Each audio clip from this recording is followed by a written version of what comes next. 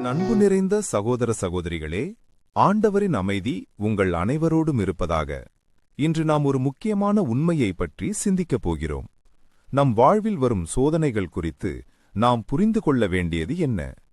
யாக்கோபு 1:13 நமக்கு தெளிவாக சொல்கிறது. சோதனை வரும்போது இச்சோதனை கடவுளிடமிருந்து வருகிறது என்று யாரும் சொல்லக்கூடாது. ஏனெனில் கடவுள் தீமையின் தூண்டுதலுக்கு உள்ளாவதில்லை. அவரும் எவரையும் சோதிப்பதில்லை. என் அருமை பிள்ளைகளே, இந்த வசனம் நம் உள்ளத்தில் உள்ள பல சந்தேகங்களை தீர்க்கிறது. நம் வாழ்வில் கஷ்டங்கள் வரும்போது பல நேரங்களில் நாம் ஆண்டவர் மீது பழி சுமத்துகிறோம். ஏன் ஆண்டவர் எனக்கு இந்த சோதனையை கொடுத்தார் என்று கேட்கிறோம். ஆனால் ஆண்டவருடைய வார்த்தை என்ன சொல்கிறது? கடவுள் தீமையின் தூண்டுதலுக்கு உள்ளாவதில்லை. அவரும் எவரையும் சோதிப்பதில்லை. ஆண்டவர் தூய்மையானவர், அன்பு நிறைந்தவர், நல்லவர். தீமை என்பது அவரிடமிருந்து வருவதில்லை.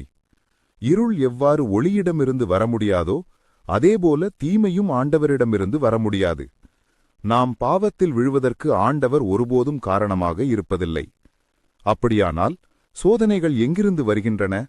நம்முடைய சொந்த ஆசைகள்.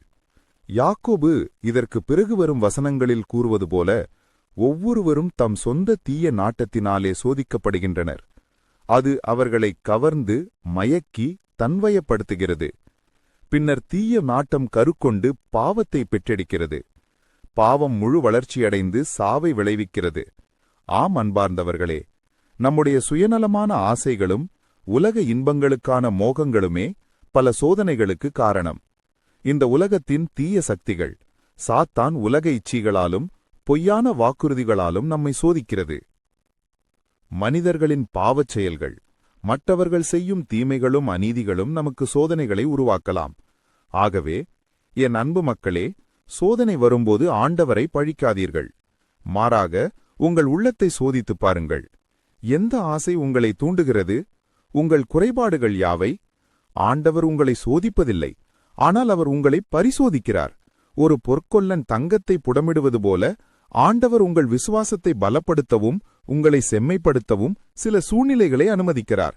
ஆனால் அது உங்களை பாவத்தில் தள்ளுவதற்காக அல்ல.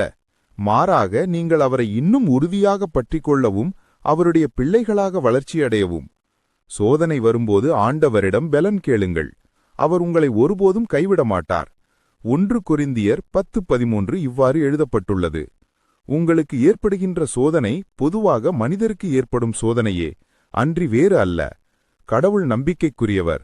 அவர் உங்களுடைய வலிமைக்கு மேல் நீங்கள் சோதனைக்குள்ளாக விடமாட்டார். சோதனை வரும்போது அதை தாங்கிக் கொள்ளும் வலிமையை உங்களுக்கு அருள்வார். அதிலிருந்து விடுபட வழி செய்வார். நீங்கள் ஆண்டவரை நேசித்து அவரது வழியில் நடக்கும்போது எந்த சோதனையும் உங்களை வெல்லாது. சோதனை நேரங்களில் நீங்கள் தளராமல் இருக்க ஆண்டவரின் அருள் உங்களோடு இருப்பதாக. உங்கள் இதயங்களில் சமாதானம் நிலைத்திருக்கட்டும். ஆண்டவரின் அன்பிலும் அமைதியிலும் நிலைத்திருங்கள். ஆமென். Thanks for watching your Vinarasu channel. Please like and subscribe.